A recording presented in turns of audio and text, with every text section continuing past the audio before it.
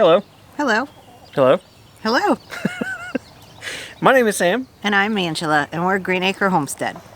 Welcome back. Today we are going to be Planting some seeds into the lower big garden. It's about time, isn't it? It is about time. Jeez. Why is it taking so long? Everything. Life. L-I-F-E is also how you spell everything. Alright, let's head down to the garden.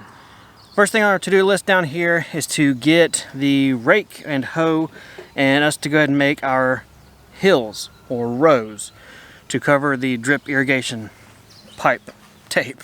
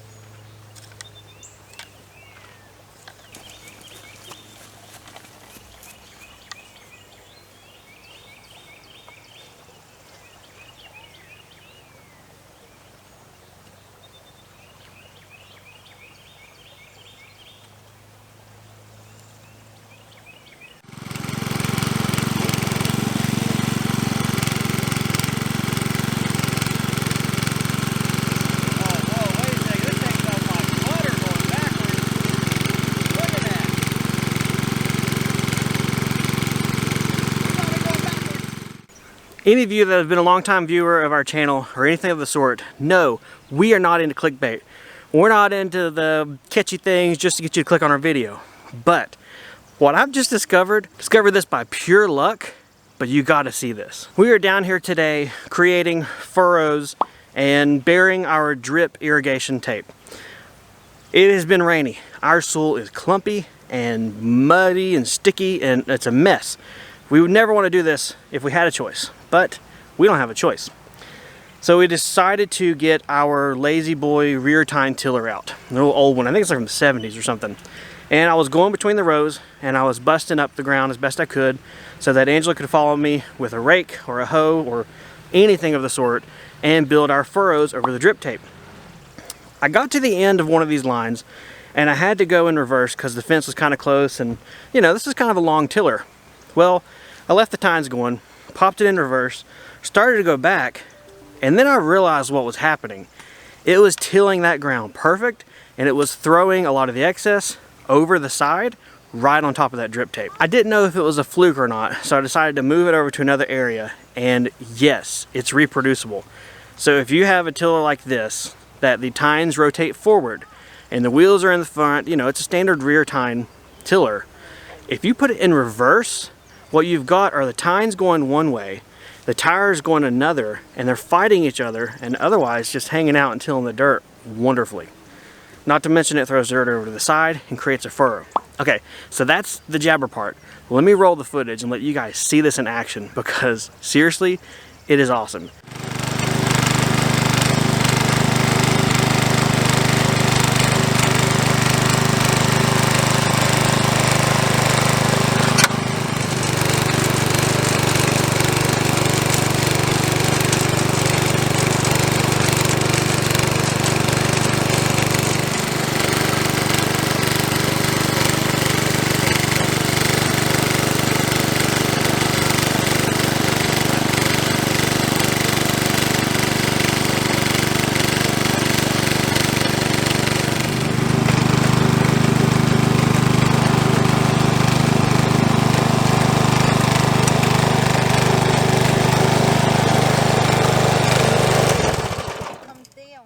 I tell you guys what, figuring out that really cool trick with that tiller, wow.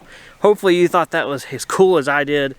I mean, I'm sure it wasn't like as earth-shattering for you as it was for me, because you're not out here trying to bust it in the mud with an old tiller. But if you have a rear tine tiller that is not a counter-rotating tine, I think they make those, then that is a hack that will allow you to get furrows, or if nothing else, just really till that ground super smooth. Check it out and give it a shot. The first 4 rows in our garden are sweet corn, specifically temptress sweet corn. It says to do spacing about 6 to 8 inches apart on a row, and then 30 inches between rows. We decided to do like a little zigzag method. We did use a large stick that we found down in the garden just to poke the holes about 1 inch deep. Makes it a lot easier than going through with your finger and trying to push it in. So after that, we put the seeds in the holes. Then I'm going to go through with a rake and just lightly rake over to cover the seeds up.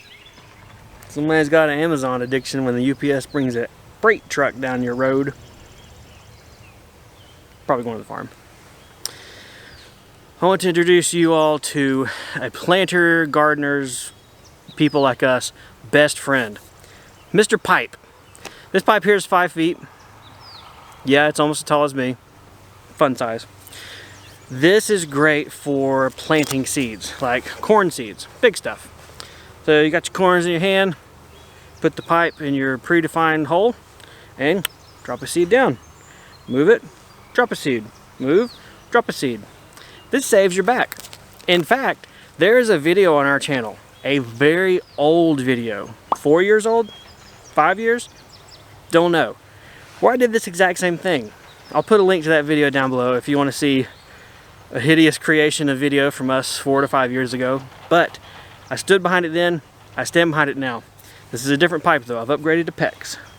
Nothing but the best. Up next are some momentum bush beans. This will be our first year ever growing bush beans. We've only ever done the vining climbing type. These get planted 1 inch deep on a 3 to 4 inch spacing and 3-foot row center.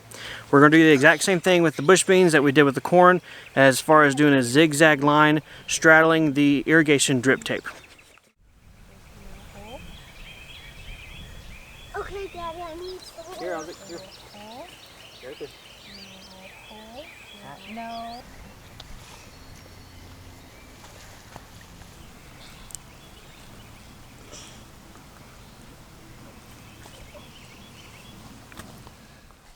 We went up to the house and took a little lunch break, and Angela and the boys decided to stay up there. She's got some things she wants to work on. So I'm back down here, and I'm going to see if I can finish planting the rest of our pole beans. We'll be planting ourselves some Kentucky blue pole beans next. We're going to do 2 rows of these guys. We've never grown these before, so we're not sure, 1, if we like them, or 2, how well they do or not. So we figured 2 rows is enough to where if it's great, we got enough, or if it's horrible, we don't have too much. These guys are going to get the same zigzag alternating double row planting type thing. So yeah, let's go get my poles, poke some holes in the ground, drop some seeds through the pipes, and cover them back up.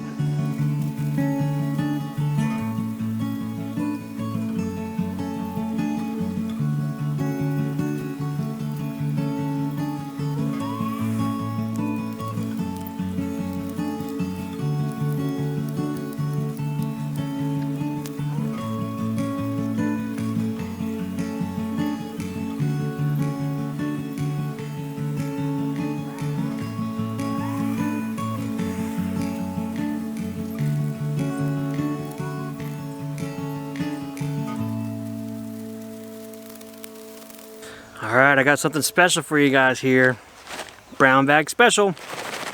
These are local greasy beans right here from the southern Appalachian Mountains. These are our favorite green beans. I'll get you a little shot of the bean here. They are large. When they are dry, they are white. But, tell you what, these are some tasty beans. If you've never had greasies, you gotta find some. Maybe if you're real nice, maybe we'll send you some. We'll save our seed from this year. Maybe we'll send you some. Gotta say please.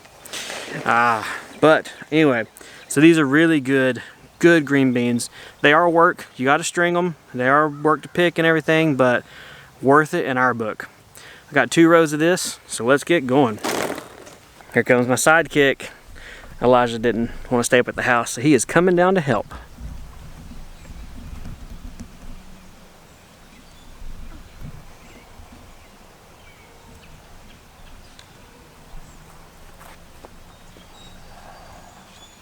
Ready to work? Yep. All right. You're just in time. Here's the greasy beans. Okay. Hey, I'm gonna get to planting. I want to give the guys over at Haas Tools a big thank you for helping us figure out what we needed down here irrigation wise and getting us set up. If you all are not familiar with Haas Tools, please go check them out. There's a link down below. It's going to look like an affiliate link, and it's not that way because we're getting a kickback or money because you're going there or anything like that. It's so that they are able to see where people come to their website from, and that'll show them that you all, our viewers, are some pretty cool people clicking links and checking out things. So if you don't mind, go over there, see what they got. They have a lot of stuff from seeds to garden tools to irrigation to hats and harvest buckets and vegetable totes. A lot of really cool stuff. So if you don't mind, you swing by and check it out. We would greatly appreciate it, and I know they would too. They're a small USA business based out of Georgia, and they are doing things right on their end by making things in the USA. So in our book, we're going to do our part to help them, and it'd be great if you guys would too. I have got a bag here of plant markers. These things are nice. They're big. So we're going to go ahead and label these and stick them in these rows so we don't forget what's been planted there. And also to have a visual reminder that that stuff's been planted. Don't go touching it.